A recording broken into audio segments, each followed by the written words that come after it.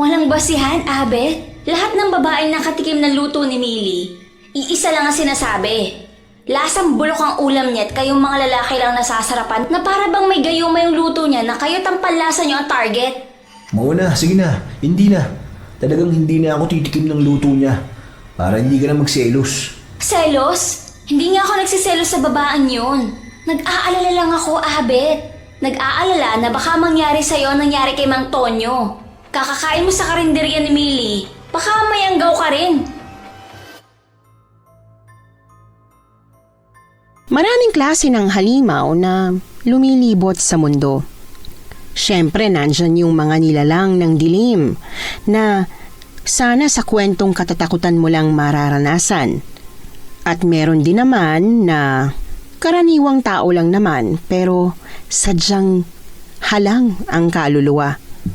Pero paano kung gaya nung bida natin ngayon, makainkwentro ka nung dalawang uri na yon? Ganyan po ang tema ng ating kwento ngayon. Pero bago ang lahat, kung bago ka pa lang dito sa channel, please like, subscribe, and hit the notification bell para updated kayo sa bawat kwentong ilalabas.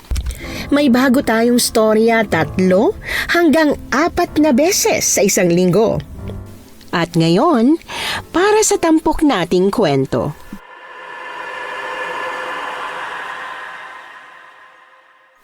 Bata pa lang ako, takot na ako sa multot aswang, Miss Anne. Akala ko po yung dalawang yon ang nakakatakot sa mundong ito. Pero nung magdalaga ako, napatunayan kong minsan mas nakakatakot pa rin ang taong maitim ang budhi kaysa sa nilalang na pagala-gala para manginain nang mabusog nila ang sarili nila. Alam kong pwedeng sabihin ng iba na mas nakakatakot ang aswang. Pero Miss Anne, para sa akin, na minsan nang tumira sa isang bubong kasama ang taong may maitim na budhi at nakasalamuha ang aswang na pilit na nagpapanggap na normal. Masasabi kong mas takot ako sa lalaking minsan ko nang itinuring na ama kesa kay Millie, ang babaeng may-ari ng karinderya sa Bicol na di uso ang kalamansi at asin. Miss Anne, itago niyo na lang po ako sa pangalang Laura. Ngayong araw, lakas loob ko pong ikukwento sa inyo kung paano naming natakasan ng asawa ko ang dalawang magkaibang halimaw na magkasunod na niyanig ang mundo namin. Bango-bango mo naman, mahal. Anong sabon ba gamit mo, ha? Kakaiba nga mo yun. Tara sa kwarto. Sasaglit lang ako. Pangako. Mabilis lang. Nali ka na. Cho! Walang bahid ng gulat o pagsisisi ang mata ni Chorod nang mapatingin ako sa kanya matapos ko siyang itulak palayo sa akin. Kahit balot na ako gawa ng haba ng bestidang suot ko, ay pilit ko pa rin yung hinila pababa. Nagbabaka sakali akong pag ginawa ko yon, mapapawi ang takot sa dibdib ko, pero kahit konti hindi yun nabawasan. Nanlilisik ang matang lalampasan ko na sana siya nang bigla niyang hinarang ang braso niya at nakangiti niya akong kinorner sa lababo. Hindi na sumagi sa isip ko ang manlaban noong oras na yon. Ang gusto ko lang manliit o di kaya'y mawalang parang bula. Chong, ano ba? Padaan sabi. Oh, sandali. Teka, saan ka pupunta? Mag-uusap muna tayo ng magkalinawaan. Baka mamaya magsumbong ka sa mama mo eh. Talagang magsusumbong ako kay mama kung di mo ko pararaanin. Tabi po. Chong, ano ba? Sabing tabi na eh. Sandali lang kasi. Ba't ba hindi ka rin makaintindi, ha? Magpapaliwanag pa nga ako eh. Paliliwanag ko nga sa'yo kung anong nangyari. Kung ba't ko nagawa yun sa'yo. Suot mo kasi yung bestida ng mama mo at magkamukha pa ang likod ninyo. Akala ko si Maribik ka. Nagkamali ako eh. Kung alam ko lang hindi ikaw ang asawa ko hindi ko na rin naman gagawin at sasabihin yung ginawa't sinabi ko sa'yo kanina. Oh, tamo. Ayaw mong maniwala sa akin eh. Ba't ayaw mong maniwala? Tingin mo, sinadya kong nangyari. Ba't ko yun gagawin para nakita nga nakining? Mahal ko ang mama mo. Mahal na mahal. Wala akong kahit na anong gagawin na ikasisira namin. Kahit sa panaginip kahit nga magmakaawa ka pa, hindi kita tataluhin Oo na. Naniniwala na ako sa pinagsasasabi mo. Paraanin mo na ako. Alis ka. Lalabas ka ng bahay na ganyan ang itsura mo. Paano pag nakita ka ng kapitbahay? Laura, ayusin mo nga. Mamaya maisip pa ng mga chismosang yun na may ginawa ko sa'yo. Punasan mo nga yung luha mo. Ba't ba kasi umiiyak ka kagad eh? Hindi ka naman inaano. O ano? Ayaw mo? Hindi mo kaya? Sige, ako na magpupunas niyan para sa'yo. Lalapit na sana siya para punasan ang pisngi ko nang marinig naming paparating si Eva. Mabilis siyang lumayo sa akin. Kinuha niya ang takure at nagpakulo ng tubig na para bang walang nangyari. May good news ako sa'yo. Ay, nandyan pala kayo, Chong. Magandang hapon po pala. Tas, pwede ko bang mahiram muna ang pinsan ko? Galing sa mabilis niyang pagpasada sa akin, lumipat ang tingin niya sa lababo. Saka siya bumaling kay Eva at tumango. Basta isosoli mo ha. Opo! Baka makaldero ako ni Chang pag hindi eh. Psst! Laura! Ano? Di ka na! Huwag ka nang kabahan. Pinayagan ka naman ni Chong eh. Di ba, Chong? Sagot mo siya? Ako, hindi ko mapapangakot. Alam nyo namang may pagkaamasona ang tsamaribik nyo.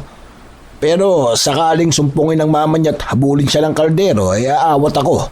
Awat lang? Baka pwede pong ikaw na rin ang sumalo ng hampas ni Chang. O sige na nga. Laura, yun ang plano ha. Pag uwi mo't nakita mo ang mama mong may takip ng kaldero, sa likod ka dumiretso. Sagot kita. Pero ngayon lang ha. Baka naman yung ulo ko na ang humina, kakakotong niya pag parati kitang salo eh. Narinig mo yon? Sagot ka niya. Kaya tara na. Sumama ka na. Ilang oras lang naman eh. Sige. Magbibihis lang ako. Samahan mo na ako. Ano ba to? Papabantay pa. Wala namang maninilip sa'yo. Pinili kong magbingi-bingihan na lang sa pabirong kwento ni Eva. Pagpasok ng kwarto, agad kong sinarado ang kurtinang nagsisilbi kong pinto. Paulit-ulit ko yung inayos hanggang sa maalibad pa rin siya. Huy, ano ba yan? Ba't bigla kang may fixation dyan sa kurtina? Okay na yan, may takip na oh. Hindi na tayo kita. Sigurado ka? Oo nga. Eva, may pera ka ba? Ha? Kako, kung may pera ka. Oo, narinig ko yung tanong mo. Yung hako, kung para saan mo gagamitin yung pera? Sige, wag na lang. Magbabaka sakali lang naman ako na may sobra ka. Kahit mga 1,000. Meron naman. Minsan ka lang manghiram, kaya syempre, pahiramin kita. Makikichismis lang ako saglit kung saan mo gagamitin. Ano, saan nga ba kasi? Pagtingin sa kurtina akong pinto, napatingin din siya doon. Pagbungad ni Chorod matapos niya yung hawiin, agad na tumaas ang kilay ni Eva. Kanina pa po kayo dito? Anong ginagawa niyo? Nakikinig ba kayo sa pinag-uusapan namin? O may gusto kayong makita na hindi niyo naman dapat makita? Ano? Ano ba ikaw Eva, may pagkataklesa ka talaga eh. Yang talas ng bibig mo, papapahamak ka niyan. Anong gustong makita na hindi dapat makita? Hindi, wala. Inaabangan ko lang sina Laura at may papasuyo ako sa kanya pag uwi. May papabili ako. Pero wag na, ako na lang. Pagtalikod ni Chorod, dali-dali ko nang tinapos ang pagbibihis ko. Nadaanan namin si Chong nung palabas kami para umalis, pero hindi na siya pinagpaalaman pa ni Eva. Sa halip, dali-dali niya akong hinila para lampasan ang amain ko. Sandali. Saan ba tayo pupunta? Alam ko nagpapasama ka sa akin nung nakaraan sa kung saan. Pero hindi ko maalala kung saan o kung anong meron. O bakit? Ba't mukha kang dragon na bubuga ng apoy? Anong problema mo? Umamin ka nga sa akin. May ginawa ba sa'yo yung matandang yun? Ha? Anong ginawa? Kahit ano. May sinabi ba siyang hindi maganda? Hinawakan ka ba niya sa hindi naman dapat? O kaya, maski tingin. Tiningnan ka ba niya sa oras o pagkakataon na hindi dapat? Katulad kanina, habang nagbibihis ka.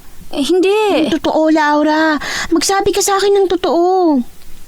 Pagbuntong hininga ko, mas nanlaki ang mata niya na parabang yun na ang kumpirmasyong kailangan niya. Bukod sa pagiging taklesa ni Eva, kilala rin siya sa pagiging palaban. Lahat ng pwede niyang ipagtanggol, mapatao o kuting na pinagdidiskitahan sa kalye, pinagtatanggol niya. Sabi niya ako ang pinaka-paborito niyang family member. Kaya ngayong feeling niyang may ginagawang hindi maganda sa akin ng amain ko, alam kong hindi siya magdadalawang isip na balatan si Chorod gamit ang nail cutter.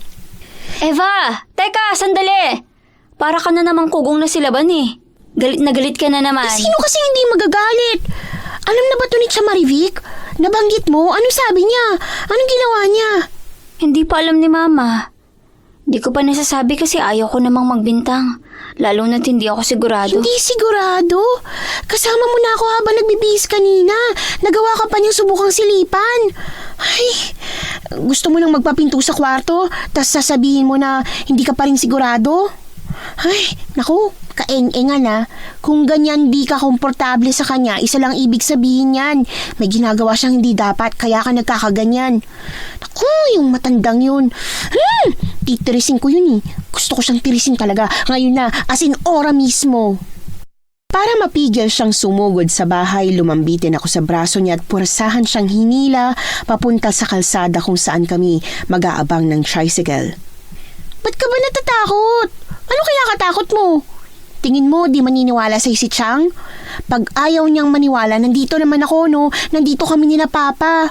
Kami ang maniniwala sa'yo. Lahat ng sasabihin mo, paniniwalaan namin. Alam namin na hindi ka sinungaling eh. Eva, ayoko nang palakihin to.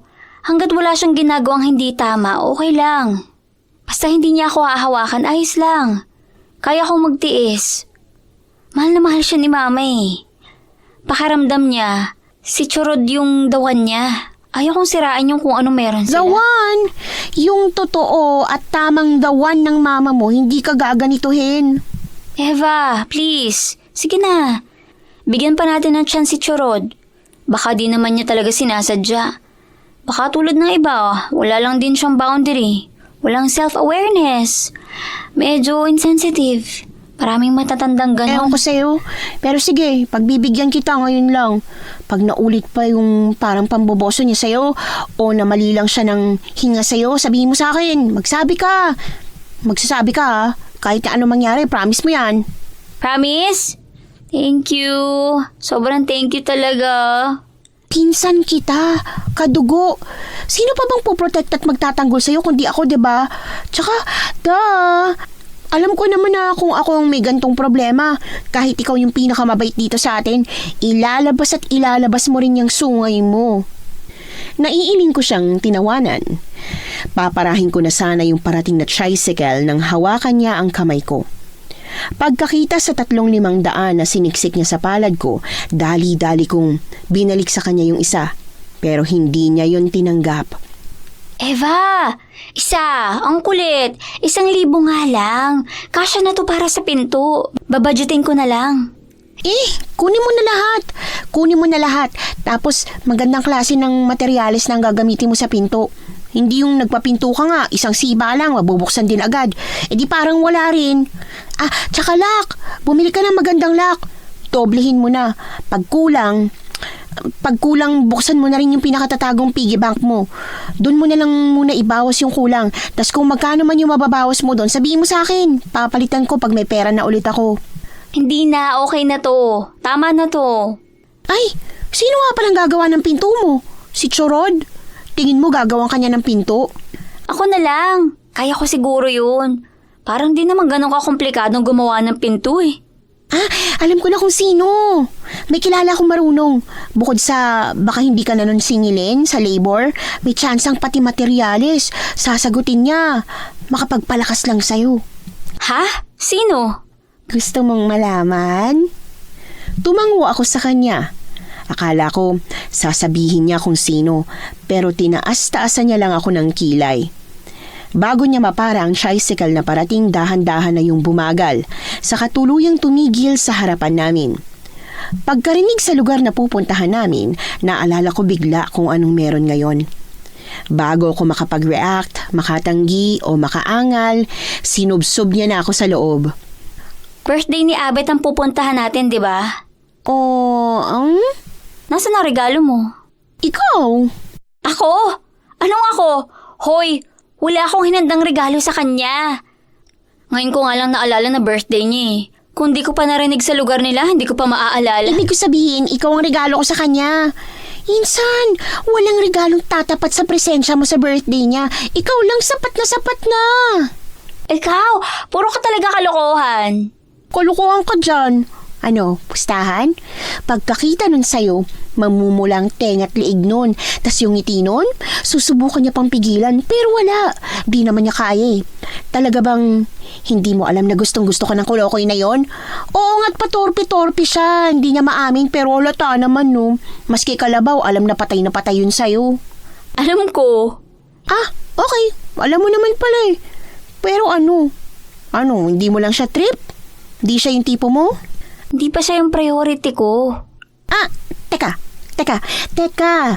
Hindi pa siya yung priority mo? Hindi pa? Pa? May pa? Ibig sabihin, darating yung araw na priority mo na siya. May chance sa'yo yung kulokoy na yun. Pag sinagot ko ang tanong niya, sigurado kung may isusunod pa siya at hindi na kami matatapos. Pagtigil ng tricycle sa harap ni na Abet, dali-dali na akong bumaba. Sa kagustuhan niyang tsumismis at pigilan akong takasan siya, hinawakan niya ang binti ko. Gawa ng punong-puno ng kiliti ang buong katawan ko. Agad akong kumawala sa kanya. Dahilan para hindi ko na maintindi pa ang babaan ko't mawalan ng balanse. Kung pwede lang na ipaghukay ko na lang ang sarili ko at magtago doon habang buhay, ginawa ko na. Insan, okay ka lang? Hala, sorry. Hindi ko sinasadya. Nakalimutan ko, grabe nga pala yung kiliti mo sa binti. Okay lang. Okay lang. Pero tulungan mo akong tumayo. Dali, tulungan mo na akong tumahit, nakakaya. Dali na. Huwag mo akong tawanan. Hindi naman eh. Anong hindi? Kitang-kita ko parang sasabog ng pisngi mo sa pagpipigil. Ito na. Aray! Ouch, ang sakit. Saglit, teka. Masakit nga eh. Yung pa ako masakit. Wait, nangihina pa. Sandali. Anong gagawin ko? Anong gusto mo gawin ko? Hindi ko kaya. Sobrang kahiyan to. Iuwi mo na lang ako. O di kaya parang mo na lang ako ng tricycle. Ako nang bahala. Nadapa ka raw? Oo, medyo eksena nga yung pagkakadapa niya pero kasalanan ko kasi kung ba't siya nadapa. Ay, pwede mo ba siyang tulungan? Buhatin? Masakit daw paa niya eh. Na-spray niya ata. Di niya kayang tumayo mag-isa. Hindi. Okay lang ako. Kaya ko na. Dala ng kahihiyan dahil umeksena na naman ako pagkatapos niya akong buhatin. Wala sa sariling siniksik ko na lang ang mukha ko sa dibdib ni Abet. Sa kwarto kita dadalhin ha. Ha? Sa kwarto mo? Ba't sa kwarto mo? Anong gagawin natin doon?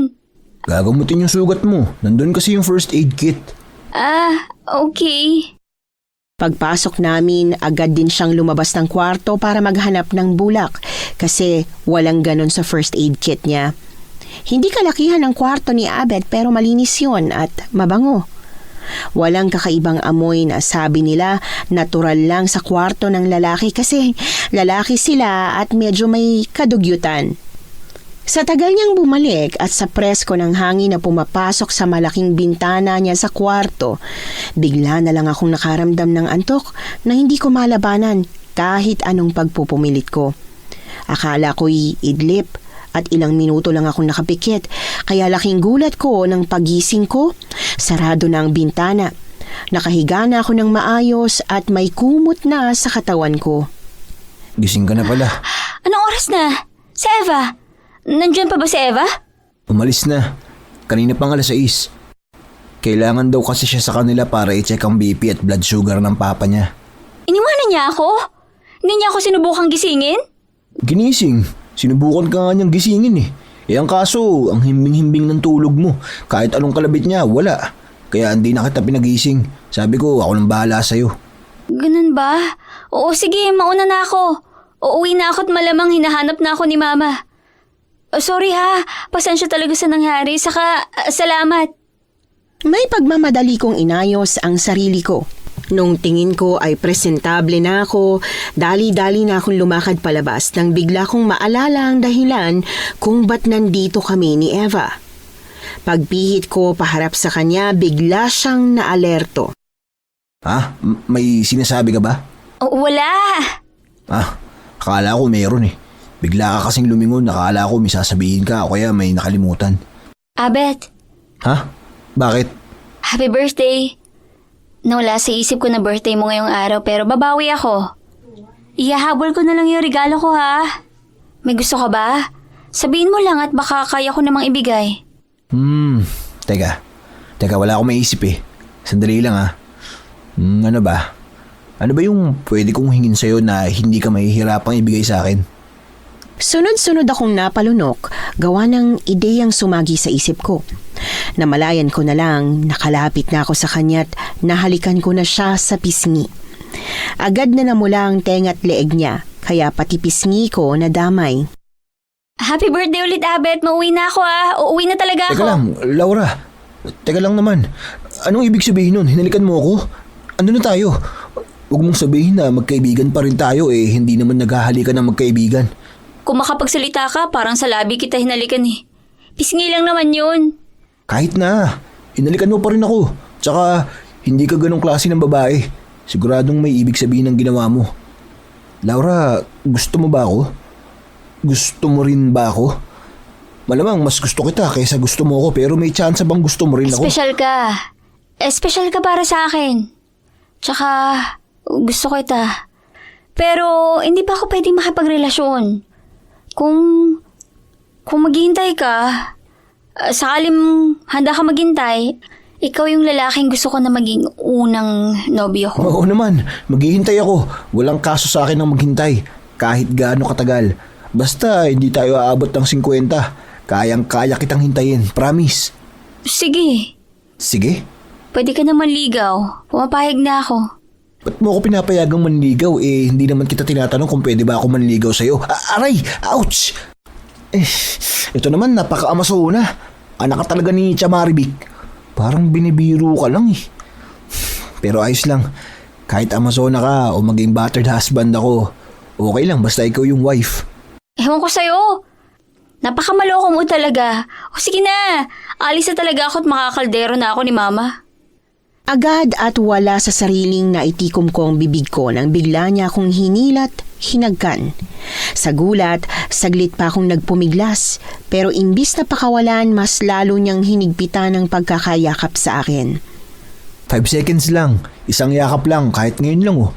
Hindi na ako uulit-ulit. Maliban na lang kung ikaw mismo yung gusto magpayakap sa akin. Ramdam ko ang pagngiti niya pagkatapos ko siyang yakapin pabalik. Nang pakakawalan niya na sana ako, biglang bumukas ang pinto ng kwarto. Namalayan ko na lang na galit na nakaibabaw si Chorod kay Abet habang paulit-ulit niya itong sinasaktan. Churod! Tama na po, tigilan mo na siya. Tigilan mo na si Abet. Mama, awatin mo si Chong. Patigilin mo siya. Bugbog sarado na si Abet o, bitawan mo nobyo ko. Nobyo? Nobyo mo ang lalaking to? Maribik, alam mo ba yon? Hindi.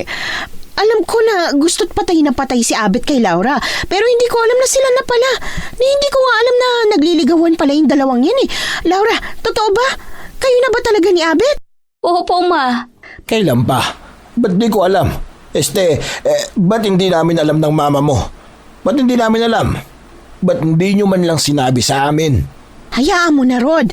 Kung si Abet ang nobyo ng anak natin, walang problema sa akin. Mabait naman ang batang yan. Alam ko nga alagaan niya si Laura. Tsaka, ba't ba kasi bigla ka na lang nanugod at nanapak? Nag-aalala ko para sa unikaihan natin. Nagulat lang ako na pagpasok natin nakayapak sa kanya ang lalaking ito. Akala ko binabastos niya si Laura. Ikaw naman kasi Laura, masyado kang mapaglihim. Kung nung una pa lang sinabi mong may nobyo ka, na nobyo mo ang pupuntahan at kasama mo ngayon, hindi na mangyayari to. Hindi ako makakapanakit. Ay, siya, tama na yan. Magpatawaran na lang at wala rin namang mangyayari kung magsisisihan tayo, hindi ba? Lahat naman may mali. Abet, pagpasensyahan mo na lang ang Chorod mo. Protective talaga yan sa pamilya namin eh. Opo, Chang, walang problema. Naiintindihan ko naman po kung ba't niya nagawa to. Alam ko pong nag-aalala lang siya kay Laura. Ikaw kasi kasalanan mo rin ito. Po, ba't ako? Paano ko to naging kasalanan? Basta. O siya, ikaw nang bahala sa nobyo mo ha. Gamutin mo yung putok sa labi niyan. Abet. Po? pasensya na ulit. Si Laura nang bahala sa'yo. Siya ang nurse mo. Kami ng tsorod mo, mauuna na kaming umuwi. Ihatid mo na lang si Laura sa bahay, ha? Ano? Iiwan pa natin si Laura dito? Nandito na rin naman tayo, ba't hindi pa natin iuwi ang anak mo sa bahay? Total, siya naman talaga ang pinunta natin dito. Birthday niya po. Birthday po ni Abet. Di pa tapos yung handaan, kaya pwedeng dito muna ako, ma. Baka pwedeng dito na muna ako magpalipas ng gabi. Bukas na lang po ako uwi. Promise, wala po kaming gagawin di dapat at di tama ni Abet. Di ba, Abet? Opo. Pwede ba, Chang? Hindi pwede ang gusto mo, Laura. Magnobyo't nobya pa lang naman kayo niyang si Abet. Hindi ba kayo kasal? Kaya ba't magpapalipas ka sa bahay niya? Alam mo naman ang mga tao sa paligid. Gusto mo ba na mapagchismis ang kanila? Ma! Tama rin naman ang tsorod mo. Sige, ganito na lang. Pwede ka pang magtagal dito, ha? Para maki-birthday sa nobyo mo. Pero Abet, ihatid mo rin to sa bahay, ha? Hindi pwede na hindi siya uuwi at ayokong makakarinig ng hindi magandang chismis tungkol sa inyong dalawa. Opo, ihahatid ko po siya. Nang alas 10. Alas 10 mo iuwi sa amin niyang si Laura. Saktong alas 10. Pagpatak ng alas 10 at wala pa siya sa pinto namin, makakatikim ka ulit. Oo na, tama na yung pananakot mo at good boy nga yang si Abet. Di mo naman yan kailangan ganyanin eh. Paglabas ni na mama sa kwarto ni Abet, naiwan akong nakatayo sa pinto at hindi ko alam kung paano ko siya haharapin. Nang marinig ko ang pagpipigil niya ng tawa, taas kilay akong humarap sa kanya. Nobyo, ha? Tigilan mo ako. Sinabi ko lang yon kasi kung hindi, mabubura talaga ni Chong yung mukha mo. Mamaya di na yan bumalik sa dati, tas ipakulang pa ako sa inis ng ibang babae may gusto sa'yo dito sa atin. Psst! Tingin ka na sa akin. Hindi kita aasarin kahit alam kong nangangamatis na yung pisinghi mo. Oh, saan pupunta? Hindi mo ako pwedeng iwan dito. May nautos sa'yo si Chang, di ba? Gamutin mo raw ako. Ayoko. Kaya mo na yan. Laki-laki mo na eh. Ayaw mo talaga?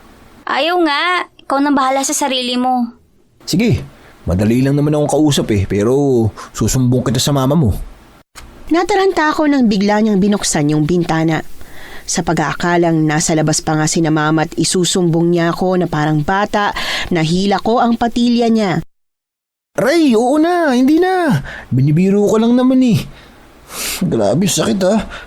Plano mo ba ako kalbuhin? Yun ba yung pangarap mo? Yung mag-aasawa ka ng panot o kaya ng kalbo? Akin na. Ang alin? Labi mo. Pagkakuha ko ng first aid kit, laking gulat ko nang nakanguso na sa akin si Abet. Ano yan? Bakit ka nakaganyan? Di ba hinihingi mo labi ko? Oo, para gamutin.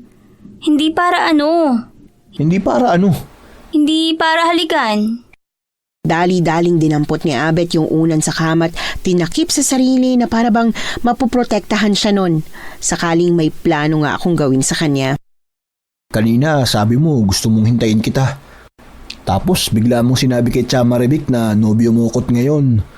Laura, hindi ko na alam na may tinatago kang ganyang ugali ha. Na may pagka-aggressive ka pala. Tapos sa akin mo pa pinapasa yung sisi ng pagiging advance mo. Ano? Hindi naman ako ngumunguso para magpahalik sa'yo, no? Kaya ako nakanguso para magamat mo ang labi ko. Ganon. Sige, bahala ka na sa buhay mo. Saka yung sabi ko kanina na pwede mo na ako ligawan, hindi na. Hindi na pala. Nagbago ng isip ko. Binibiro lang kita. Biro lang. Sige na, puko na ulit. Bumalik ka na sa tabi ko. Kailangan ko ng tulong at alaga mo eh. Ang sakit-sakit eh. Pag di mo to ginamot, may infection to. Gusto mo bang may infection to at lumala? Di ba, hindi? Kaya sige na. Pagpirmi ni Abet sa kama, napagtanto kong tapos na siyang magbiro. Pagdampi ng cotton buds na may ointment sa labi niya, bigla siyang umungot sa sakit, dahilan para mataranta ako't paulit-ulit na mag-sorry sa kanya. Ikaw na lang kaya maglagay. Ikaw na lang tumapos. Oh, pag ikaw, mas kontrolado mo eh. Di ka ganung masasaktan. Sige na, ikaw na. Pag ikaw ang mananakit sa akin, ayos lang. Walang problema. Puro ka talaga kalokohan. Ayoko na nga, uwi na ako. Gusto mo na talagang umuwi. Teka, hihiramin ko yung motor ni kuya. Puro ka kasi kalokohan at pang-aasar. To ba talagang totoo mong ugali? Medyo. Ginagawa ko lang naman to para hindi ka mailang sa akin at para hindi ako kapusin ng hangin. Ba't ka naman kakapusin ng hangin? Kung hindi kita aasarin at seryoso lang tayo, ikamamatay ko yung kilig na nararamdaman ko. May naalala pala ako. Total, alam na nilang tayo na, baka pwedeng totohanin na natin yun. Promise, kahit tayo na, liligawan pa rin kita. Sa bilis ng pangyayari, kahit ako nagtaka kung paanong naging totoong magnobyo at magnobya na kami ni Abet bago matapos ang gabing yon. Biglaan man ang pagiging magkarelasyon namin, sigurado naman ako na ang pagsagot ko sa kanya ang isa sa mga desisyon na hinding-hindi ko pagsisisihan kahit na ano pa ang mangyari. Salamat sa paghatid. Sige na. Mag-ingat ka pag-uwi ha. Pumasok ka na muna. Ha? Pumasok ka na. Pag nasa loob ka na't safe, saka ako aalis. Para kang sira. Nandito naman na ako. Yun na nga yung bahay namin oh. Konting lakad na lang, nasa loob na ako. Safe na ako rito. Wala nang mangyayari sa akin. Kahit anong pagpupumilit ko, talagang yung gusto niya ang nasunod. Ilang segundo pagpasok ko sa bahay at pagsara ng pinto, narinig ko ang pagharurot ng motor niya. Sayang-saya tayo ah. Parang ngayon lang kita nakitang ngumiti ng ganyan sa loob ng ilang taon na magkasama tayo. Charod, gising pa po pala kayo. Hindi pa po kayo matutulog? Si mama po. Si mama tulog na? Tulog ng mama mo. Ewan ko ba ron, hindi ko alam kung paano niya nagagawang matulog ng pagkahimbing-himbing nang wala ka rito. Nakinaabit lang naman po ko't hinatid niya naman ako gaya ng sinabi niya sa inyo. Sige po, papasok na po ako sa loob. Matutulog na rin po ako. Good night, Chong. Pagpasok ng kwarto, kahit hindi pa bihis, dumiretso na ako sa kama at nagtalukbong ng kumot. Nakahinga lang ako ng maluwag nung marinig kong pumasok na rin si Chorod sa kwarto nila mama. Nung una nahirapan pa akong makatulog, pero pagkalipas ng halos 1 oras, kusa na rin pumikit ang mga mata ko. Akala ko kinaumagahan na ako magigising, pero nang aksidente akong mapamulat matapos kong maramdaman na nawawala na ang kumot ko'y tuluyan akong napabangon at tinakasan ng antok matapos kong makita ang pamilyar na figura malapit sa pinto. Charod? Ano pong ginagawa niyo rito? May kailangan ba kayo? Ano po yun? Hindi niya ako sinagot. Saktong paghila ko ng kumot para takpan ng legs kong hindi ko na malayang nakabalandra na pala, ay tahimik na siyang umalis pabalik ng kwarto nila ni Mama. Alam kong hindi pa naghinip ang nangyari at sigurado rin ako na si Chorod yun. Hindi ako pwedeng magkamali. Sa takot na baka may iba pa siyang gawin sa akin bukod sa tahasang pamboboso, dumiretso ako kina Abet kinabukasan. Laura! Sama na tayo. Itanan mo na ako. Wala na akong pake kung hindi ako makapagtapos ng pag-aaral. Basta malayo lang ako sa kanya. Bago pa siya may magawa sa akin. Paano bago pa siya may magawa sa'yo? Sino? Ben, please.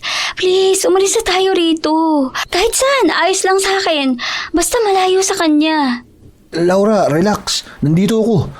Kung sino man yung kinatatakutan mo, hindi ka nun magagalaw. Hindi ako papayag, okay? Sige, hingang malalim. Kumalma ka at sabihin mo sa akin ng maayos kung anong nangyari. Kung ba't biglang gusto mong makipagtanan.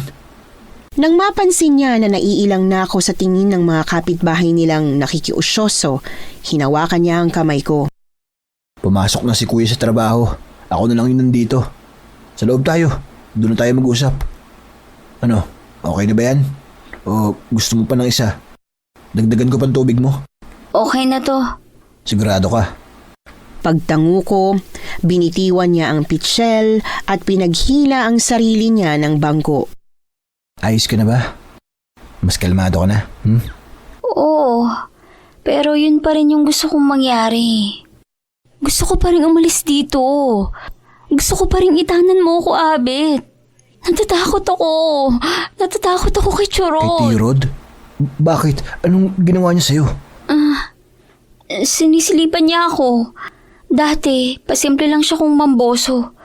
Kung di nga lang malakas ang pakiramdam ko, di ko namamalayan na sinisilipan niya na pala ako. Okay lang naman. Ayos lang naman sa akin kung sinisilipan niya ako. Anong ayos lang sana sa'yo? Hindi yun ayos. Kahit kailan hindi yun magiging ayos. Kasi hindi yun tama. Kailan pa ito nagsimula? Sinong nakakaalam?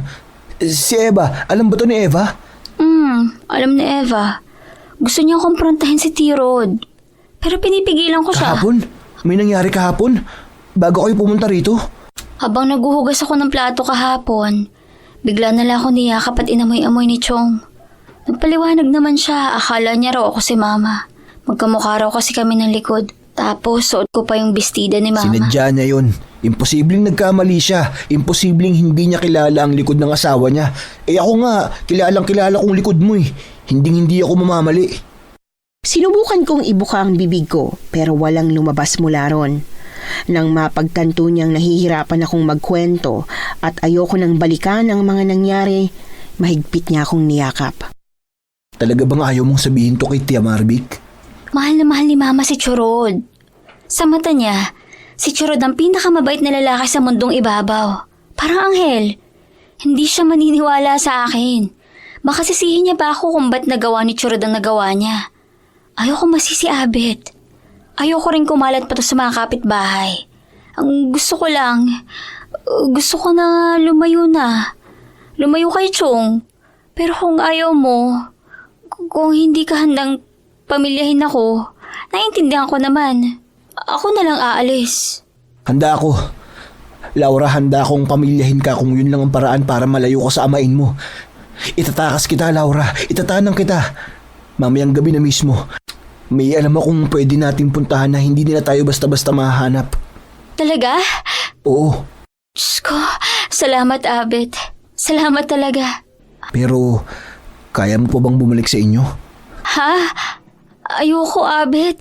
Ayoko nang bumalik doon. Huwag mo na akong pabalikin doon. Makinig ka sa akin. Kailangan mong kumuha ng gamit. Kahit ilang piraso lang. Kunin mo rin yung mga importante mong dokumento. Birth certificate, school records, ID. Lahat ng tingin mo na kakailanganin natin sa pagsisimula sa ibang lugar. Kunin mo. Pero Abet. Mamayang gabi, susunduin kita ron. Ibibenta ko lang sa kakilala kong bumibili ng ginto yung singsing at kwintas na pinamana sa akin ng lolo ko. Yung perang galing dun, gagamitin natin para makaalis tayo rito. Abet? Wala ka bang tiwala sa akin? Meron. Pero natatakot kasi ako. Alam kong natatakot ka pero kailangan mo tong gawin. Laura, kailangan natin tong gawin. Hindi tayo pwedeng umalis nang hindi tayo handa kahit na papano. Naiintindihan mo ba, Laura? Kahit nag-aalangan, napilitan na akong tumango sa kanya. Nung mas kalmado na ako, kahit ayoko pa, hinatid na ako ni Abet sa bahay. Bago ako bumaba ng motor, binilinan niya pa ako na huwag magpapahalatang may plano kaming magtanan para hindi yon mapurnada. Mano po, Churod? Kanina pa kita hinahanap. Kasama mo lang pala yung lalaking yun. Bakit magkasama na naman kayo? Kagabi lang galing ka na sa kanila, hindi ba? Ano? Pinatikim ka ba niya't ayaw mo nang maghiwalay? Talo mo pa yung asong ulol eh. Kulang na lang, dikit mo na sa kanya ang katawan mo. Wala naman po kaming ginagawang masama eh. Sa pa, nobyo ko po si Abet. Kaya wala akong nakikitang masama kung gusto ko po siyang kasama parate. Aba, iba talagang nagagawa ng may kakampi. Nagkalalaki ka lang, tumapang ka na. Ano bang pinagmamalaki mo ngayon ha? Yung banong yon? Ilang hakbang pa ang layo ko sa kanya pero amoy na amoy ko na ang alak na inagahan niya. Alam kong walang pupuntahan ang pakikipag-usap ko sa taong ang utak ay punong-puno ng alak, kaya pinili kong pumasok na lang sa kwarto. Bago ko maisara ang kurtina ko, gumigewang na sumulpot si Churod sa harap ko. Tatakbuhan ko na sana siya nang hawakan niya ang braso ko't buong lakas niya akong kinaladkad papunta sa kama. Hindi ko kaya, Laura. Pagtapos kitang alagaan at palakihin, hindi. Ayoko. Hindi ako papayag na ibang lalaki lang makikinabang sa'yo. Abet, tulungan niyo ako! Tulungan niyo ako, Chong! Bitawan mo ako! Bitawan mo ako, parang awa mo na! Mama! Tulungan mo ako! Laura, ano ba yung sinisigaw-sigaw mo ang aga-aga pa? Para kang baboy na kinakatay dyan. Naririnig ka ng mga kapitbahay o nakakahiya? Mama, tulungan mo po ako si Churod! Sasalbahin po ako ni Churod, Ma! Dali-daling hinila ni Mama si Churod paalis sa ibabaw ko. Gawa ng kalasingan niya, dumiretso siya ng tumbat na malaya na lang namin na humihilik na siya sa lapag. Pag-ayos ko ng damit, nagmamadali akong lumapit kay Mama.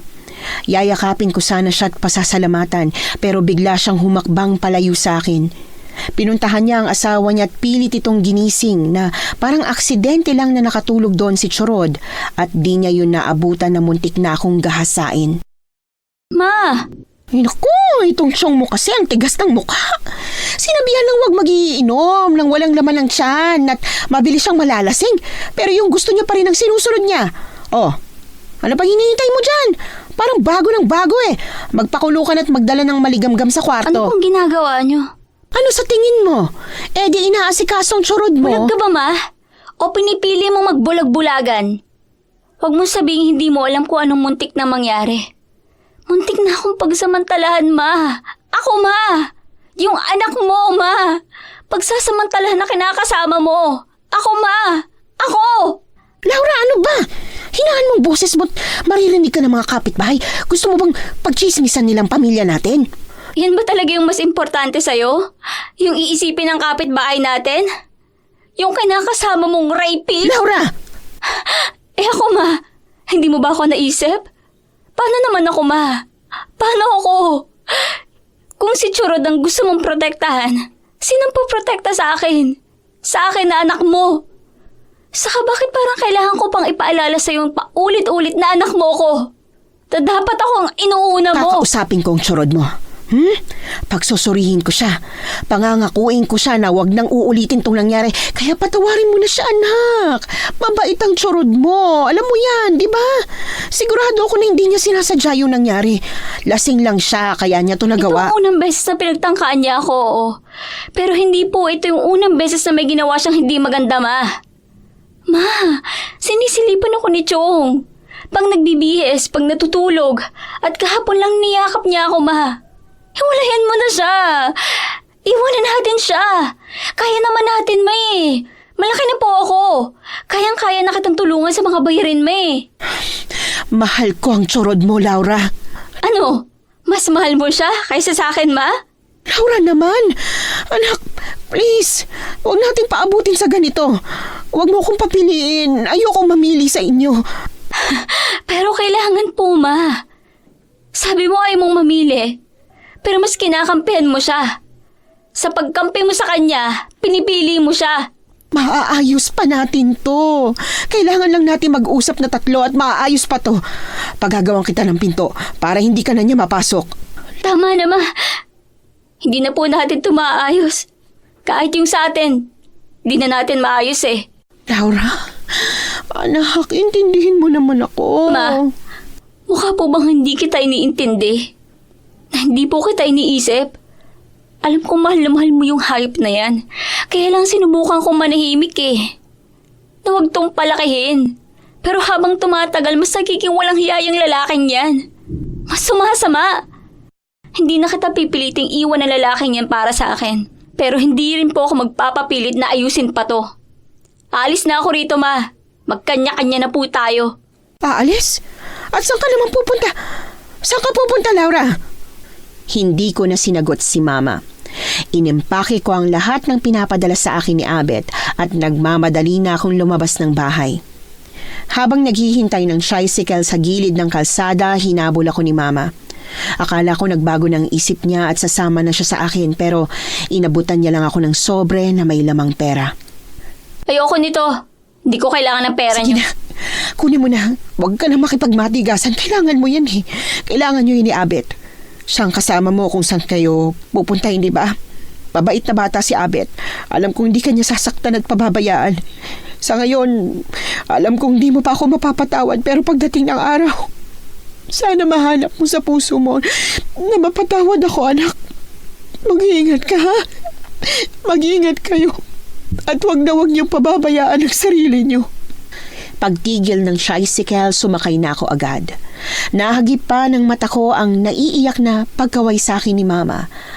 At para akong lalong namanhid sa nakita ko. Kahit gustong gusto ko siyang lingunin, hindi ko ginawa. Nung iniwan kami ni Papa, sabi niya na hinding-hindi niya gagawin ang ginawa ni Papa. na kaming dalawa raw ang magiging magkakampi sa lahat. Ni minsan hindi sumagi sa isip ko na maiiwan akong mag-isa. Kasi darating yung araw na may mas importante na kay Mama kaysa sa akin. Laura, anong ginagawa mo rito? Di ba mamayang gabi pa tayo magkikita? Meron bang nakakita nung umalis ka sa inyo? Alam na ni Mama. Alam na ni Mama magtatanan tayo. Alam niya magsasama na tayo. Mas pinili ni Mama si Chong. Wala na akong mama. Ikaw at si Eva na lang ang meron ako. Kayo na lang ang pamilya ko.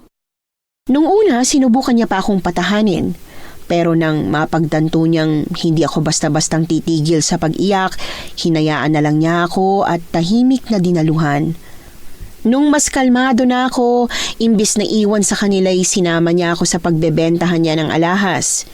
1 oras bago umuwi ang kuya at mga magulang niya, bumiyahe na kami papuntang terminal. San palang punta natin? Malayo ba? Gano'ng kalayo? Ilang oras ang biyahe? Yung lolo ko na nagbigay sa akin ng alahas na binenta natin kanina, meron silang bahay sa Bicol. Pinamana niya rin yun sa amin. Pero dahil dito nga sa Laguna ang buhay namin, hindi namin maasikaso yung bahay. Pero maayos pa yun. Huwag ka mag-alala. Pagkaya, every 2 years, inuuwian namin yun ni Kuya para sa maintenance. Galing kami ron nung summer. Maganda pa yung bahay. Siguro maalikabok at may mga sapot ng gagamba. Pero pwedeng-pwede nating tirhan. Siguro mga 8 hanggang 9 na oras yung biyahe papunta ron. Kaya madaling araw o baka umaga na talaga ang dating natin doon. Kumpleto rin naman yung bahay sa gamit kaya wala tayong magiging problema. Uunahin ko na lang sigurong linisin yung kwarto pagdating para makapagpahinga ka na agad. Sa biyahe na lang ako matutulog para matulungan kita sa bahay. Abet. Gutom ka na ba? May ibaon akong nilagang itlog. Kukunin ko lang sa bag. Hindi pa ako gutom. Sigurado ka ba? Oo, nahihiya ka na namang magsabi. Alam kong wala kang gana gawa nung nangyari. Pero Laura, kaninang tanghali ka pa hindi kumakain eh. Mukhang maski kape para sa agahan, wala kang nainom eh. Okay lang ako. Maniniwala lang ako na okay ka pag kumain ka. Sige na nga. Akin na yung baon mong itlog. Nilahad ko ang palad ko para hingiin sa kanya ang itlog.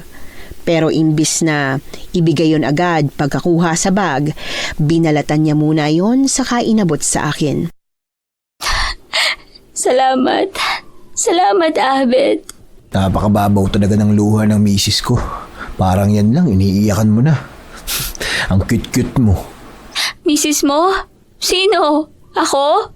Oo, ikaw. Alam kong hindi pa tayo kasal pero magsasama tayo sa iisang bubong. Kaya para na rin tayong mag-asawa.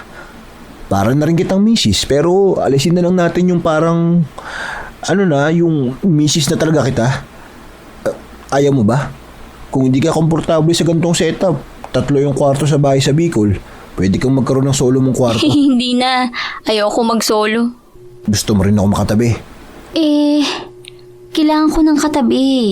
Kasi matatakotin ako sa lugar na bagong salta lang ako. Walang multo roon. Aswang lang. Ano? Abet, seryoso ka ba? May aswang doon? Sa Bicol? Akala ko sa Capiz lang meron. Nag-migrate siguro yung iba sa Bicol gawa ng overpopulated na sila sa Capiz. Nang matanto kong binibiro niya lang ako, hinampas kong dibdib niya at bumaling na ng bintana, saka ko kinain yung nilagang itlog. Pagkatapos kumain, patuloy akong nagmuni-muni sa bintana hanggang sa makatulog ako. Nang maalimpungatan ako mula sa pagkakahimbing ko'y nakatigil na ang bus sa madilim na kalsada. Pagbaling ko kay Abet, wala na siya sa kinauupuan niya.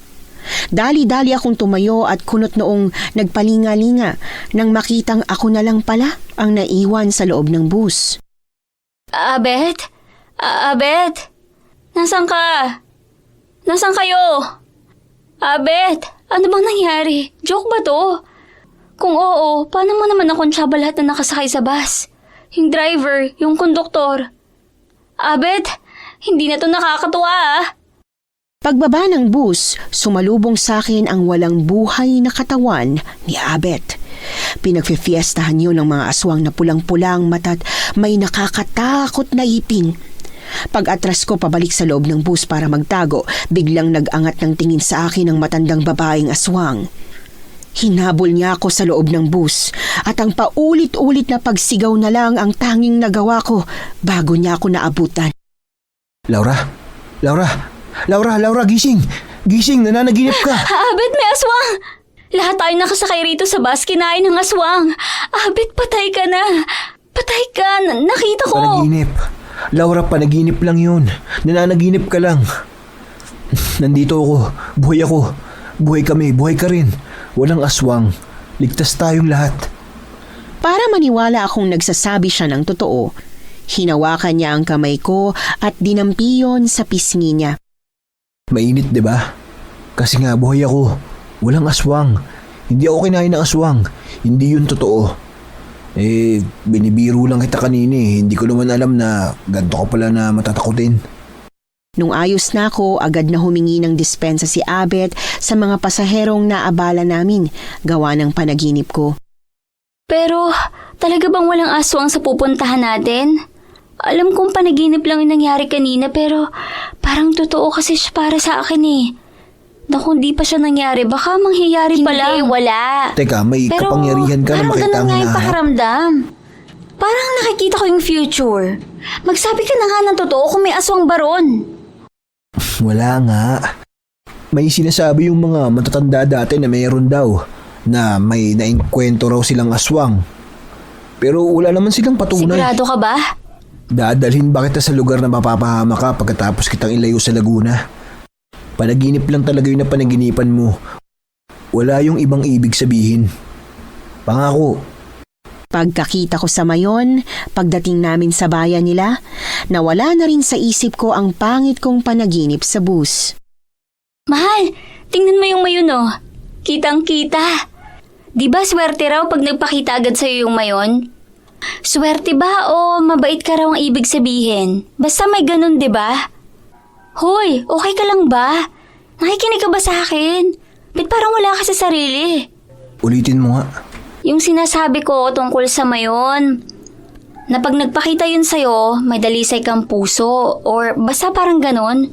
Bakit? Hindi ba totoo yun? O hindi mo alam yung ganung sinasabi nila? Hindi yung sa Mayon, yung tinawag mo sa akin. Mahal? Yung mahal? Yun ba? Tinawag mo nga talaga akong mahal. Hindi ako namali ng dinig. Oo, ayaw mo ba? O may gusto kang ibang endearment? Ano? Honey? Darling? Sweetheart? Parang di bagay sa atin yung ganun. Bukod sa parang mayayaman lang nagtatawagan ng ganun. Parang napaka-immature rin ng dating. Mahal na lang, mas maganda yun. Mas malambing. Yun na lang ang tawagan natin. Mahal. Kahit ako, parang malalagutan ang hininga sa kilig na nararamdaman ko. Pero pilit akong umakto na maliit na bagay lang na may sweet na kaming tawagan ni Abet. Nang matanto ko na nakapako sa simbahan sa di kalayuan ng mata't atensyon niya, kaya hindi niya pinapansin yung mga tricycle na tumitigil sa harap namin, hinila ko ang kamay niya. Ha? Anong meron sa simbahan na yan? Gusto mong pumunta? Ano? Kanina ka pa kasi nakatingin sa simbahan eh. Gusto mo bang sumaglit? Pasok tayo? Oo sana, pwede ba? Magdadasal lang ako. Pagpasok sa loob, saktong tapos na ang misa at naglalabasan na ang mga tao. Dali-dali akong hinila ni Abet sa upuan. Paglapag niya ng mga bag na dala, lumuhod siya at pikit matang nanalangin. May ngiti sa labing ginaya kong ginagawa niya at kahit mas nauna siyang magdasal sa akin, mas nauna pa rin akong matapos. Sa ngalan ng Ama, ng Anak, ng Espiritu Santo. Amen. Ano, tara na. Mga 20 minutos pa bago yung sa amin eh. Anong oras na rin? Kailangan pa nating mamalengke pag okay na yung bahay. Tara na! Abet, ang seryoso mo kanina habang nagdadasal ka. Ano pinagdadasal mo? Anong hinihingi mo sa Diyos? Wala akong hinihingi kay Lord. May pinagpapasalamat lang. Tsaka may pinapangako. Pinagpapasalamat? Pinapangako? Ano yun? Ano naman yun? Sikreto na namin ni Lord yun. Hindi mo pwedeng malaman. Amin lang, syempre. Sa gitna ng bukid nakatayo ang bahay na pag-aari ng lolo ni Abet. Kanila raw yung lupa sa paligid nun. Pero nang magkasakit ang lolo niya at kinailangan ng pera, napilitan silang ibenta yon. Tanging yung bahay na lang ang naiwan kasi importante daw yon sa pamilya nila at yun pa raw yung dream house ng lola niya. Yung huling bahay na nadaanan natin, yung may karinderya, yun yung pinakamalapit nating kapitbahay, no? Oo, tama sila na. Pero dati, sina Aling Irma pa yung pinakamalapit eh. Yung pinakalala ko sa'yo kanina. Aling Irma? Yung sa may flowing paakyat ng tulay? Eh di yung bahay na may karinderya, bago lang. Nandun na talaga yung bahay na yon dati pa, pero walang nakatira. Hindi ko alam kung kailan lumipat yung pamilyang yun. Basta nung pumunta kami rito ni Kuya nung Semana Santa, wala pang tao ron.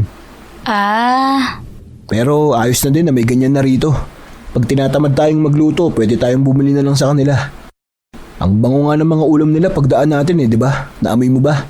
oo, mabango nga. Igado yata yung dinidisplay ng babae pagdaan natin. Mukhang masarap. Gusto ko yun. Pikit matang napahawak ako sa tiyan ko nang bigla yung kumalam. Natatawang natigilan si Abet. Dali-dali siyang umakyat sa taas at pagbabay, wallet na lang ang dala niya. Tara, Saan? sa karinderya, kakain. Kailangan busog tayo at may enerhiya tayo. Kasi tama ako eh. Ang dumi-dumit punong-puno ng alikabok tong bahay. Tao po!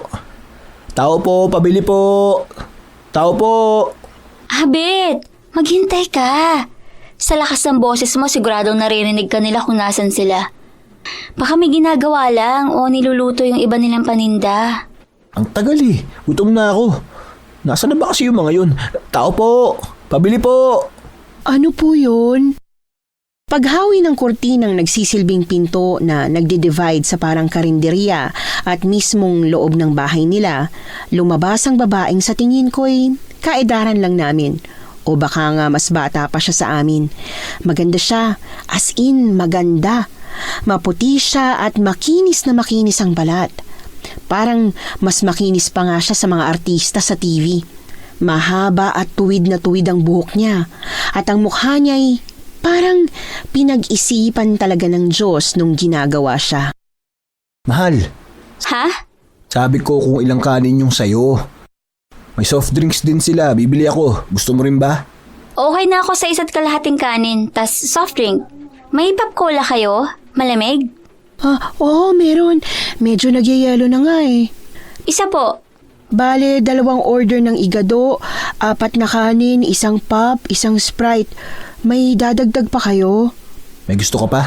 Wala na, yun lang. Yun lang daw. Ay, ate, Po, nagtitinda ba kayo ng merienda? hindi. Pero marami kasing naghahanap kaya susubukan kong magbenta din. Bakit? Ikaw lang ba rito? Wala kang kasama? Oo, ako lang.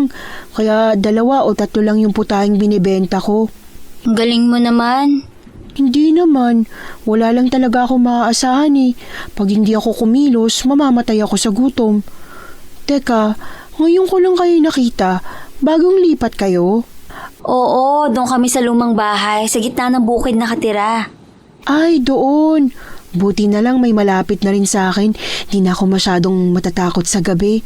Matatakot? Oo, sa masasamang loob. Alam mo naman, iba na ang panahon ngayon. Hindi na tulad ng dati. Kung magsalita ka naman, parang ang tanda-tanda mo na.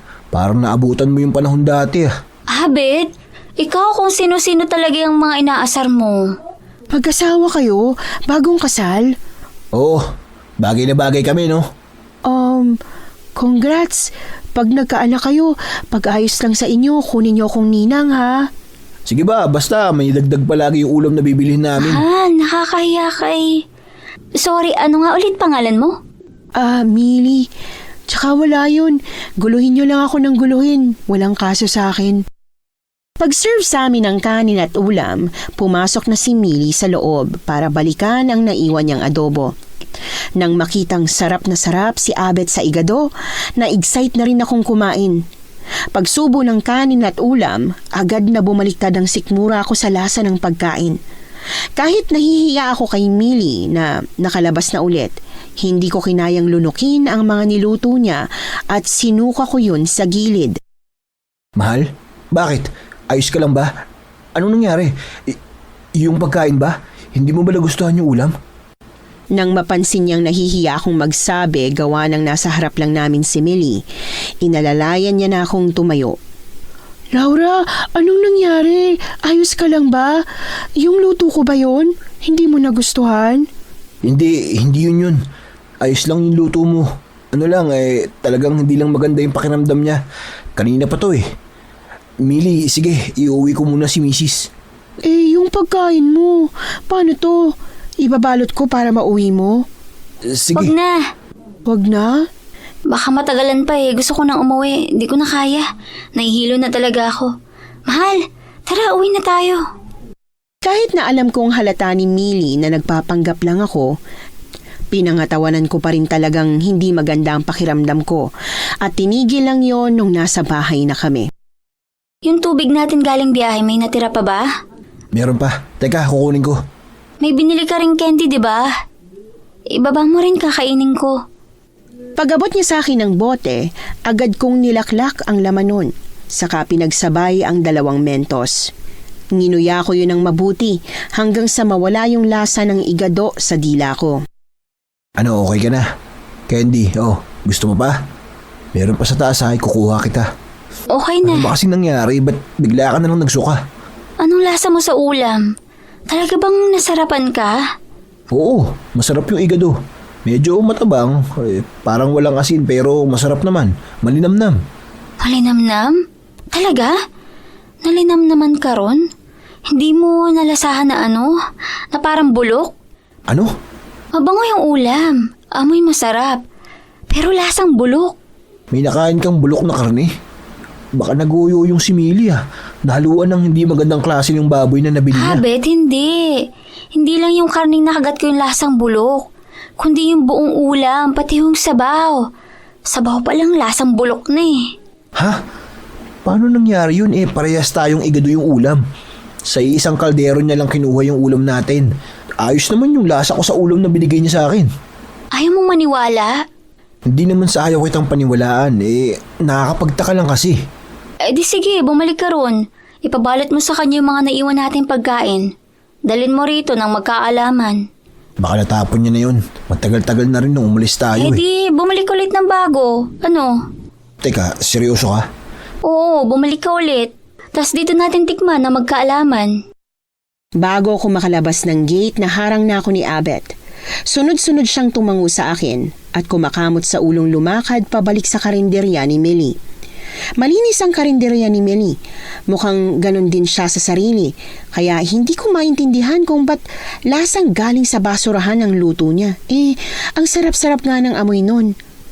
Pagbalik ni Abet, agad kaming dumiretso sa mesa. May mga plato tayo pero marumi yun tas wala pa tayong dishwashing. Kaya nanghiram na lang ako kay Millie. Malinis naman kaya hindi ko na babanlawan sasalin ko na to. Titikman ko na Ako munang susubo tapos ikaw. Anong lasa? Lasang bulok, di ba? Imbis na iluwa ang kanin at ulam, napapikit pa si Abet. Sunod-sunod siyang sumubo na para bang mababaliw siya kung hindi niya mauubos ang pagkaing sinalin sa plato. Dala ng kuryosidad, kinuha kong isa pang supot ng igadong dala niya. Pagsubo ng karnet atay, muli ko yung sinuka. Gulat na napamulat si Abet matapos kong agawin ang plato niya. Pagtikim ng kinakain niya, sinuka ko rin yun. Mahal, ano ba? Sayang! Sayang ka riyan. Paano mo to nakakain ni lasang bulok din? Mahal, may sakit ka ba? May sira ba yung panlasa mo? Ba't di mo malasahang may mali sa putahe ni Millie? Ba't yung panlasa ko'y may mali? Ba't hindi yung panlasa mo? Ano? Kinuha ni Abet ang plato sa kamay ko. Pagpatong niya nun sa mesa, yumakap siya sa akin. May paglalambing niyang hinaplos ang likod ko't paulit-ulit niyang binulong sa akin na wala akong dapat ikaselos. Gawa ng narinig, tuluyan na akong dumistansya sa takot na baka humantong pa sa kung saan ang walang katuturan naming away. Psst, mahal. Mahal, galit ka pa rin. Hindi mo pa rin ako bati. Uy, sige na. Sorry na. Ako na yung mali. Talaga ba nagsasorry ka't nakikipagbate o nang aasar? Mas tunog ng aasar ka kasi kaysa nakikipagayos Tunog na nga asar lang pero nakikipagbati na talaga ako. Hindi mo lang nakikita pero wini-wave ko na yung white flag oh. Sige na. Please, sorry na. Kasi naman, ano bang gusto mong isipin ko? Sabi mo, pangit yung ulam, lasang bulok. Ayos lang naman talaga yung luto niya para sa akin. Masisisi mo ba ako kung sumagi sa isip ko na kaya bigla kang nagkagaron kay Millie dahil pinagsisilosan mo siya? Ba't ko naman siya pagseselosan? Saka kinakaibigan ko nga siya nung una, 'di ba? Gagawin ko ba yung kung asiwa ko sa kanya kasi nagsiselos ako? Isa pa, wala naman akong dahilan para magselos. Hindi mo naman ako binibigyan. Basta parang di ka nagagandahan sa kanya Akala mo lang yun. ganon. Biro nga lang Sige na, para hindi na masundan yung gantong pagtatampuhan natin, hindi na tayo bibili at kakain ng luto niya. Tayo na lang ang magluluto ng pagkain natin. Ano, okay ba yun? Oo, marunong naman ako magluto at masarap din. Tas mas tipid pa kung magluluto na lang tayo. Kaysa bibili pa sa karinderya ni Millie na parang di uso ang asin. Paano hindi uso ang asin? Oo, ikaw nagsabi nun Ako? Kailan? Kanina, sabi mo masarap yung luto niya, pero walang alat. Parang walang asin, di ba? O nakalimutan mo na sobrang sarap ng ulam niya. Hindi. Matabang talaga yung luto niya. Parang walang asin, pero ba't ganun? Di ba, pag walang alat, pag kulang sa sangkap, dapat hindi masarap. Ba't yung ulam niya, sarap na sarap pa rin ako? Baka nagayuma ka. Aba, nagbibiro ka lang ngayon Teka, seryoso ka yata Hindi ka nagbibiro? Naniniwala ka talaga na baka nagayuma ako? Ako? Gagayumahin ng ganung babae? Sus, imposible yun, mahal. Bakit? Ano? Dahil imbis siya, dapat mas ikaw yung manggayuma sa kanya, ha? Ganun ba? Nakangiting pinanggigilan niya ang pisngi ko. Pilit ko siyang winagwag pero hindi niya ako binitiwan hanggang sa magdaop ang mata namin. Marahan pero sunod-sunod siyang napalunok bago niya nilapit ang labi niya sa labi ko. Sa kauna-unahang pagkakataon, natikman namin ang tamis ng isa't isa. Pagkatapos noon, hindi na ulit namin napag-usapan si Millie o ang ulam na tinitinda niya sa karinderya. Lalo na nung kumalat sa lugar namin na siya at ang niluluto niya raw ang dahilan kung bakit biglang nawalan ng bait at parang naging agresibo si Mang Tonyo na pagkatapos magwala ng mahuli siyang kumakain ng biik ay hindi na muling nakita. Naku, sorry mahal. Hindi ko pala naset yung alarm. Akala ko talaga naset ko bago tayo matulog May bahaw at itlog pa sa baba. Pagsasangag na lang kita tas prito o sunny side up. Hindi na, malilate na ako Dadaan na lang ako sa bakery. Pandesal na lang ang kakainin ko para sa agahan. Yung lunch, paano yun? Hahatira na lang kita? Plano ko pa naman sana magbulalot, ilang beses mo na rin sinasabi na gusto mo nun di ba? Sa hapunan na lang yun. Bibili na lang ako ng ulam na nilalako ni Millie. Pikit matang napayuko si Abet. Pagkaraan ng ilang segundong pananahimik, dali-dali niyang tinapos ang pag-aayos ng gamit. Lumapit siya sa akin, saka humalik na parabang hindi ko siya nahuli sa sarili niyang bibig. Laura, please. Ang aga-aga. Malilit na ako sa trabaho. Hindi natin kailangang pag-awayan to. Naglalako siya ng ulam sa construction site? Kaya ba sarado yung karinderya niya sa tanghali kasi naglalako na lang siya sa inyo? Oo Wala na raw kasing kumakain sa karinderya niya simula nung may nagpakalat ng chismis na may gayuma raw ang luto niya. Kaya yung mga lalaki lang nasasarapan at kayong mga babae hindi. Bumibili ka sa kanya. Kumakain ka pa rin na luto niya kahit pinapabaunan kita? Ilang beses lang. May mga araw kasi na marami kang napapabaong kanin sa akin. Tapos nakukulangan ako sa ulam. Ay, para saan yun? Ba't mo ako sinampal, Laura? Bakit ba galit na galit ka sa akin? O sa kanya? Oo na. Nagsinungaling na ako sa'yo. Pero ang babaw-babaw naman nun. Ulam lang niya yung tinitikman namin. Hindi siya. Bakit ba naman kasi? Nagpapadala ka sa walang basihang chismis na pinapakalat ng mga matatanda tungkol kay Millie. Walang basihan, Abet. Lahat ng babaeng nakatikim ng luto ni Millie, iisa lang ang sinasabi. Lasang bulok ang ulam niya at kayong mga lalaki lang nasasarapan na para bang may gayuma yung luto niya na kayo ang panlasa niyo ang target. Mauna, sige na. Hindi na. Talagang hindi na ako titikim ng luto niya. Para hindi ka na magselos. Selos? Hindi nga ako nagsiselos sa babaeng yun. Nag-aalala lang ako, Abet. Nag-aalala na baka mangyari sa'yo ang nangyari kay Mang Tonyo. Kakakain mo sa karinderya ni Millie. Baka mayanggaw ka rin. Yanggaw? Si Millie nang yayanggaw? Hindi totoo yun. Kung nakakayanggaw yung pagkain niya sa karinderya, edi dapat matagal nang may mga aswang dito at pugad na nila to, hindi ba? Pero wala namang nangyayaring ganun. Ba't ba kinakampihan mo siya? Ba't parang sisilaban ng puwet mo pag di na ipagtanggol ang babaeng yun? Gusto mo ba siya? Ano? Gusto mo ba si Millie? Akala ko ba hindi ka nagsiselo sa kanya? Eh bakit napunta na tayo sa ganito? Hindi ko siya gusto, Laura. Ikaw ang gusto ko. Ikaw ang mahal ko. Hindi ko pa ba napapatunayan yun sa'yo? Eh iniwan ko nga yung buong buhay ko sa Laguna para lang malayo ka sa demonyo mong amain. Mahal, maniwala ka sa akin. Wala lang siya. Naaawa lang ako kay Millie. Naaawa lang kami kasi parang pinagkakaisahan siya ng mga babae rito. Kaya tumutulong kami sa kanya sa simpleng pagbili ng ulam niya. Kung ang kinakatakot mo yung matutulad ako kay Mang Tonyo, kung sakaling aswa nga talaga si Millie at nangyayanggaw, hindi yun mangyayari. Hindi? Paano ka naman makakasigurong hindi? Tignan mo yung bulsa ng bag ko. Kalamansit asin? Bakit may ganito ka? Ano to, sausawan? Madalas, oo. Pero gamit namin yan sa construction na pangontra sa yanggaw. Akala ko ba di kayo naniniwala na nakakayanggaw yung luto ni Millie? Hindi nga, pero mas mabuti na rin yung nag-iingat kami, hindi ba? Ha? Ang gulo-gulo mong kausap. Ang gulo-gulo ng logic nyo. Sabay kaming natahimik ni Abet matapos naming marinig ang kung anong ingay galing sa labas. Agad kong binuksan ang pinto't naabutan si Millie na pinupulot ang plato ng pansit matapos niya yung mabitiwan. Millie, kanina ka pa riyan? Anong ginagawa mo rito? Narinig mo ba yung pinag-uusapan namin?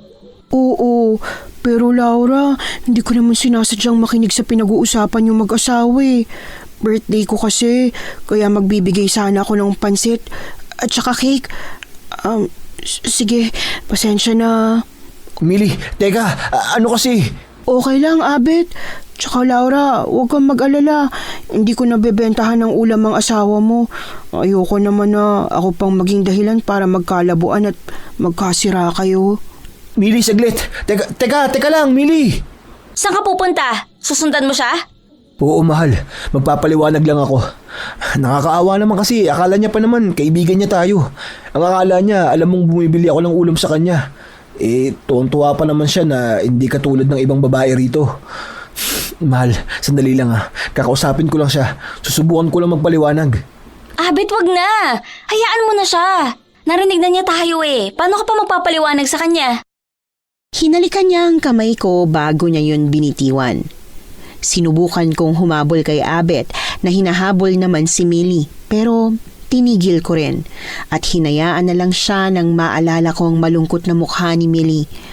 Akala ko babalik din agad si Abet kaya nang lumipas ang isang oras na maski anino niya ay hindi na nakabalik ng bahay, naisip kong baka dumiretso na siya sa site gawa ng malilate na nga siya. Matyaga kong hinintay ang pag-uwi ni Abet. Maaga kong niluto ang bulalong hindi ko naasikaso nung umaga at 4:00 pa lang ng hapon hinihintay ko na siya. Pero hindi siya dumating sa tamang oras ng uwi niya. Hindi uso sa trabaho niya ang overtime. Minsan nagkakayayaan silang magkakatrabahong uminom, lalo na pag bagong sahod. Pero umuwi muna siya at nagpapaalam sa akin.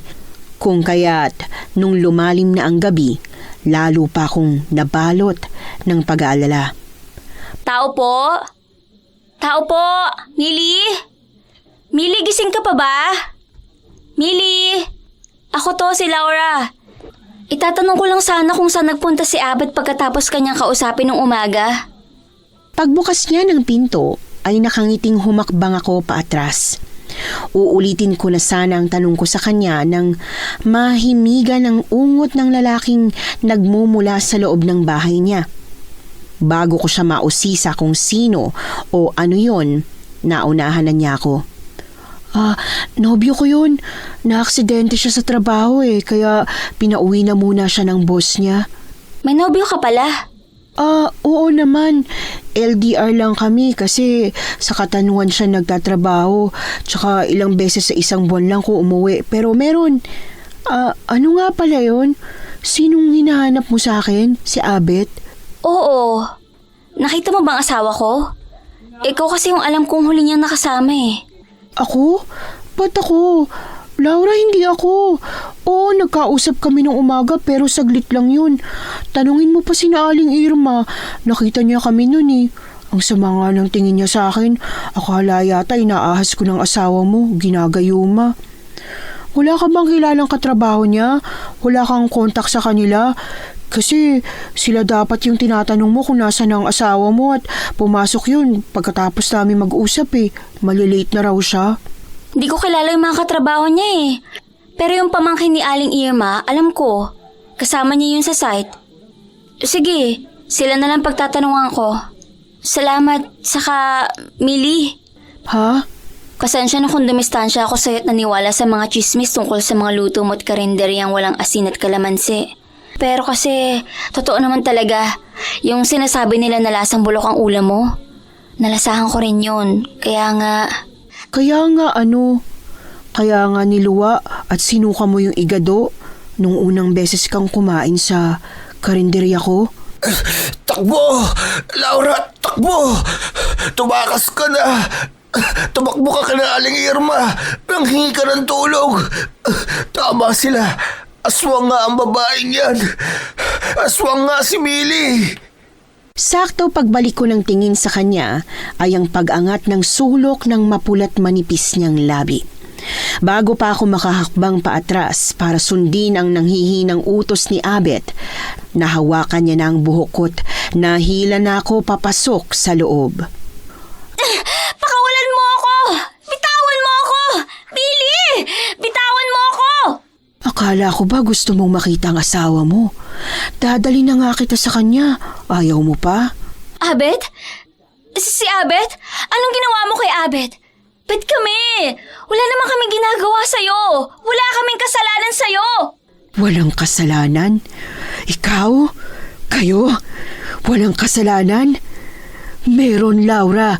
Lahat kayong nakatira dito may kasalanan. Lahat kayo. Silang mga nakakasalamuha ko simula pa ng umpisa hanggang sa inyo mag-asawa. May kasalanan kayo. Alam niyo kung ano yon, ha? Makasarili kayo. Mapagmataas. Mga judgmental. Akala niyo kung sino kayo. Akala niyo kayo lang ang may karapatang mabuhay sa mundong ito. Porque kakaiba, pagtutulungan niyo na, kukutsain, hahamakin. Tapos ano? Pag napuno kami ang masama. Kayo, biktima na naman kayo.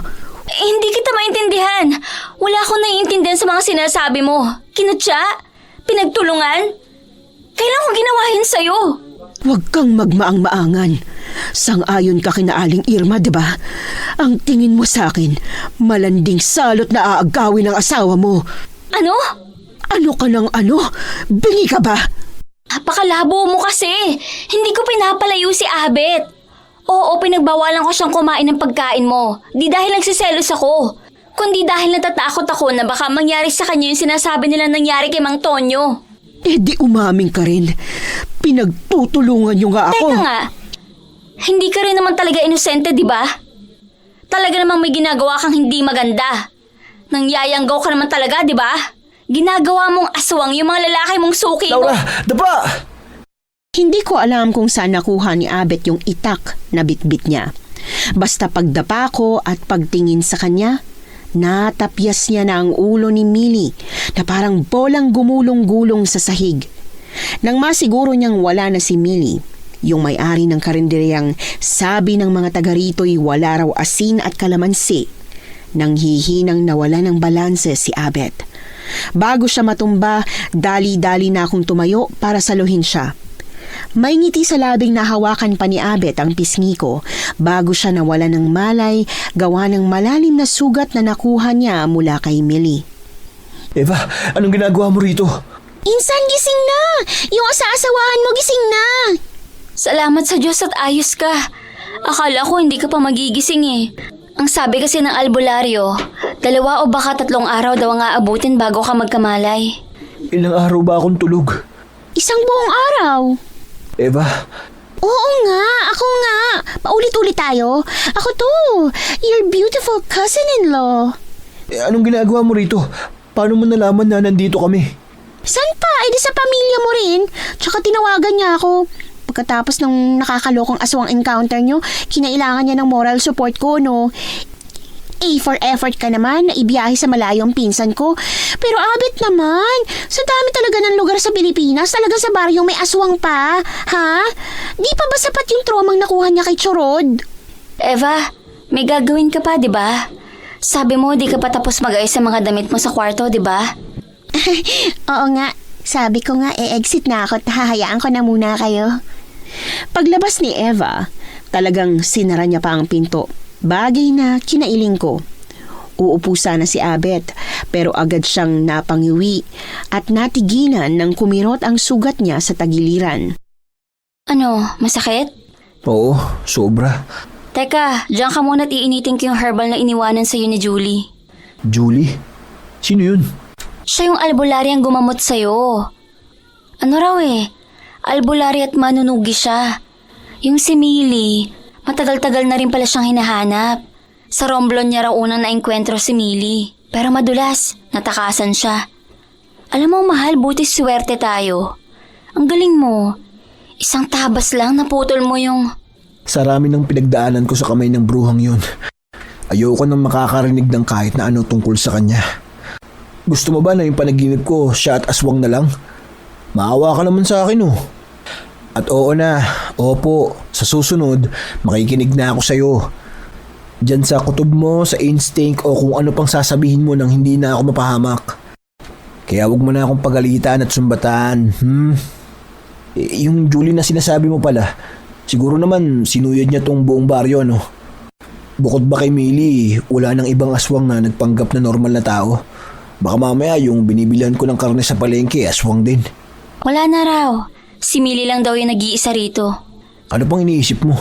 Yung pinagsasabi sa akin ni Millie, bago mo siya Alam mo na, parang pinupunto niya kasi na kung di siya in outcast o binigyan siya ng pagkakataon na maging mabuti, di naman siya dapat nagkakaganon. Kaso tayo ring daw mga tao yung nagtulak sa kanya maging masama. Tingin mo, totoo yun? Pwede. O pwedeng sinabi niya lang yun para paglaruan ka. Mahirap sabihin Basta yun nangyari, aral na lang sa atin na kailangan nating mag-ingat sa lahat ng pagkakataon. At kailangan din nating maging mas mabuti sa kapwa natin. Lalo na't baka yung konting kabutihang ipapakita natin sa iba ang tanging pwede nilang kapitan. Alam mo na, para hindi sila tuluyang lamunin ng dilim at kasamaan na unti-unti na palang kumakain sa kanila. Tama, mahal. Ganun nga. Yun ang gagawin natin. Magiging ganun tayo't yun din na ituturo natin sa mga magiging anak natin. Kami ang naging huling biktima ni Millie. Kung hindi kami sinuwerte nung gabing yon, baka naging lamang tiyan na rin kami, tulad ng iba niyang nabiktima. Kaya laking pagtataka ni na Aling Irma kung paano namin nagagawang ipagtirik si Millie ng kandila. Ang totoo niyan, Miss Anne, hindi po malinaw sa akin kung bakit.